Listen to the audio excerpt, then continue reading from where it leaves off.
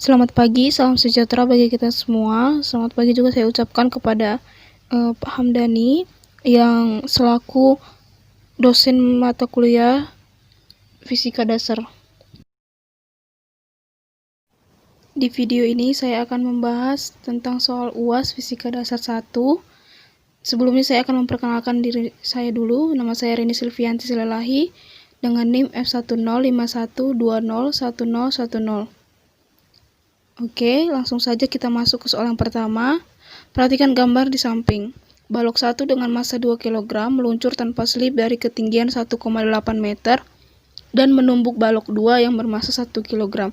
Setelah tumbukan balok 2 meluncur pada bidang kasar dengan koefisien gerak kinetis 0,4, tentukan jarak tempuh balok 2 sampai berhenti jika tumbukan lenting sempurna dan tumbukan lenting sebagian, di mana E-nya sama dengan 0,3.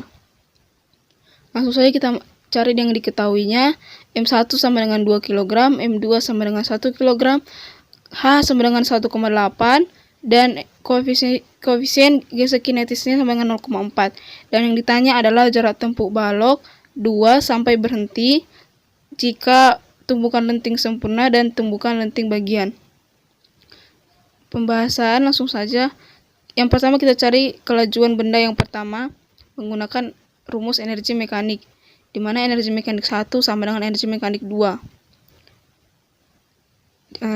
Di mana rumusnya EP1 ditambah EK1 sama dengan EP2 ditambah EK2, di mana EK1-nya sama dengan 0 dan EP2-nya sama dengan 0. Jadi tinggal EP1 sama dengan EK2.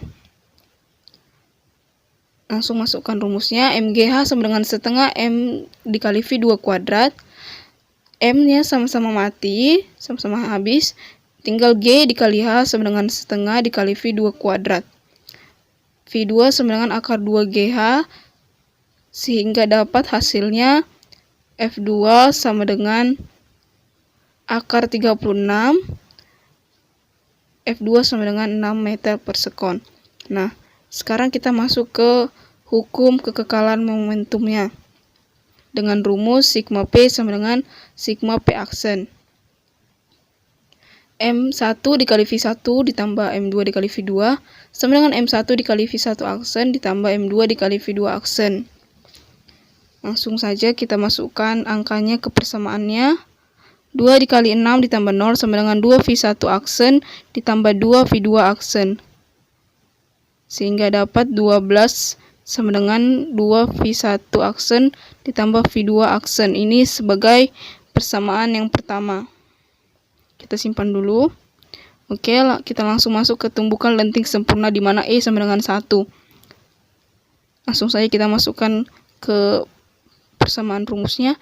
1 sama dengan min V2 aksen ditambah V1 aksen per 0 dikurang 6.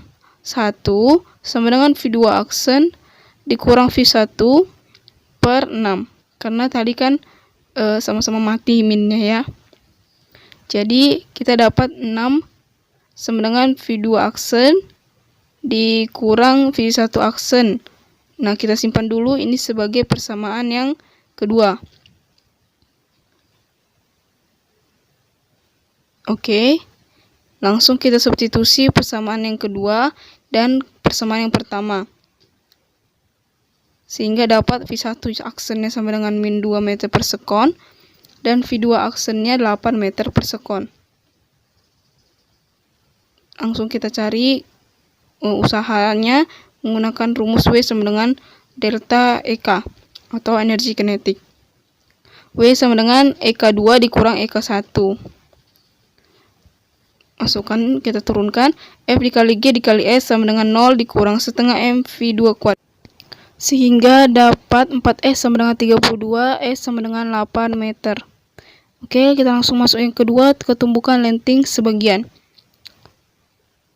0,3 ini adalah lenting sebagian. E-nya kita langsung ganti saja, tadi dari 1 jadi 0,3, sehingga dapat persamaan yang ketiga, yaitu 1,8 sama dengan V2 aksen dikurang V1 aksen. Lalu kita substitusikan persamaan 3 dan 1, sehingga dapat V1 aksennya min 0,34 meter per sekon, dan V2 aksennya sama dengan 5,2 meter per sekon. Nah, langsung kita cari lagi S-nya menggunakan rumus yang tadi juga, W sama dengan delta EK, sehingga dapat hasilnya 4S sama dengan 13,52, S sama dengan 3,38. Oke, langsung masuk kita ke soal yang nomor 2. Sebuah kubus dengan panjang rusuk 8 cm jika dicelupkan ke dalam air, ada 3/4 bagian kubus yang muncul di atas permukaan air. Lalu tentukan massa jenis kubusnya. Jika kubus tersebut dicelupkan ke dalam minyak, berapa bagian yang muncul dari permukaan air? Oke, langsung saja kita cari yang diketahuinya. M kubus sama dengan 8 cm, sehingga kita dapat memperoleh volumenya juga sama dengan 8 pangkat 3 sama dengan 512 cm. Nah, di sini ada volume airnya sama dengan 1/4 VB, artinya 1/4 dari kubusnya. Oke, rho air, massa jenis air sama dengan 1 gram per cm kubik. Lalu massa jenis minyak sama dengan 0,8 gram per cm kubik diubah menjadi 800 kg per meter kubik. Lalu yang ditanya adalah massa jenis kubusnya, dan yang kedua adalah volume kubus dalam minyak. Langsung saja kita bahas. Kita cari massa jenis kubusnya menggunakan persamaan rho air dikali V air sama dengan rho kubus dikali V kubus. Kita masukkan saja angka-angkanya, sehingga dapat hasilnya adalah 128 sama dengan rho kubus dikali 512. Karena yang ditanya rho kubus sama dengan 128 per 512. Hasilnya sama dengan 0,25 dikalikan dengan 1000 sama dengan 250 kg meter kubik. Nah, kita cari juga volume minyaknya. Kita gunakan persamaan yang tadi juga, namun ini kubus dengan minyak. Nah, jadi kita ganti, lalu kita masukkan angka-angkanya, sehingga dapat volume minyak sama dengan 128.000 per 800 sama dengan 160 meter kubik. Nah, di sini sudah ada soal beserta gambarnya dengan keterangannya, bisa kita baca sendiri ya. Dimana di sini yang harus kita cari adalah laju semburan pertama air yang keluar dari lubangnya. Lalu yang kedua, jika segelnya bocor hingga udara di atas air terbuka terhadap atmosfer, hitung laju semburan air sekarang. Ambil P0 sama dengan 1,05 dikali 10 pangkat 5 Pascal dan G sama dengan 10 meter per sekon kuadrat. Lalu yang ketiga, kita tentukan perbandingan jarak pancar air yang keluar dari tabung. Langsung saja yang diketahui H besar sama dengan 2,25 meter, P1 nya 1,34 kali 10 pangkat 5 Pascal, H sama dengan 1 meter, P0 nya 1,05 kali 10 pangkat 5 Pascal, dan G nya sama dengan 10 meter per sekon. Lalu yang ditanya adalah V2, lalu V jika segelnya terbuka, lalu yang ketiga perbandingan jarak pancar air. Langsung saja kita bahas, kita jawab. Nah, di sini kita gunakan yang namanya teorema Torricelli untuk V tertutup. Kita gunakan rumusnya P ditambah rho GH sama dengan setengah rho GV kuadrat ditambah P0. Langsung saja kita masukkan angkanya. Sudah diketahui semua angka-angkanya, tinggal V2-nya. Karena yang ditanya adalah V2, maka bisa kita dapatkan hasilnya sama dengan V sama dengan akar dari 149.000 dikurang 105.000 per 5.000 meter per sekon. Lalu V sama dengan, kita dapatkan hasil akhirnya akar dari 8,8 meter per sekon. Nah, yang B sama juga seperti yang di atas menggunakan teorema Torricelli, cuman kita ganti P-nya menjadi P0, dimana 1,05 kali 10 pangkat 5. Lalu kita dapatkan hasilnya sama dengan akar dari 15.000 per 5.000 sama dengan akar 3 meter per sekon. Nah, langsung masuk kita ke soal yang nomor 4. Sebuah bola besi memiliki jari-jari 80 cm. Di dalam bola besi terdapat rongga yang berbentuk bola juga.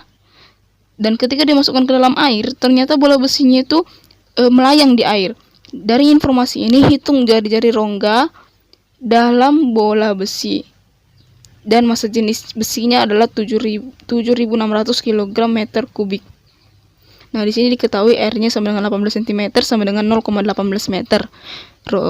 Massa jenis besi sama dengan 7.600 kg meter kubik. Lalu yang ditanya adalah jari-jari rongga dalam bola besi.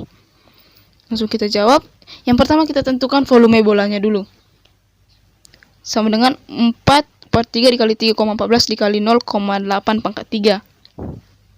Lalu ada di sini syarat-syarat untuk melayang gitu ya kan. W sama dengan FA. Dimana rumusnya adalah PB dikali VB dikali G sama dengan rho C dikali VC dikali G.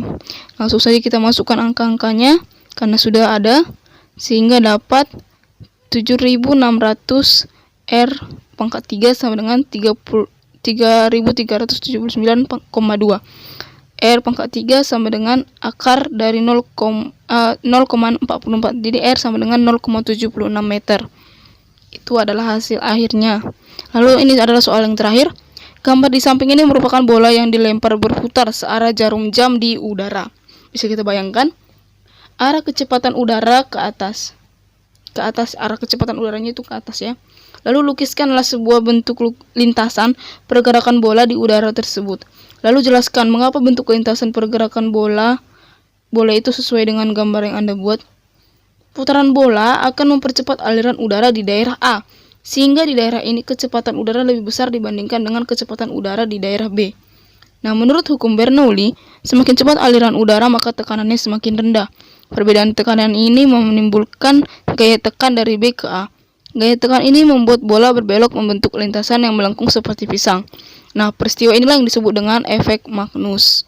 Oke, terima kasih sudah menonton video ini. Semoga video ini bermanfaat. Saya mohon maaf jika saya ada salah kata. Sekian video saya hari ini. Terima kasih.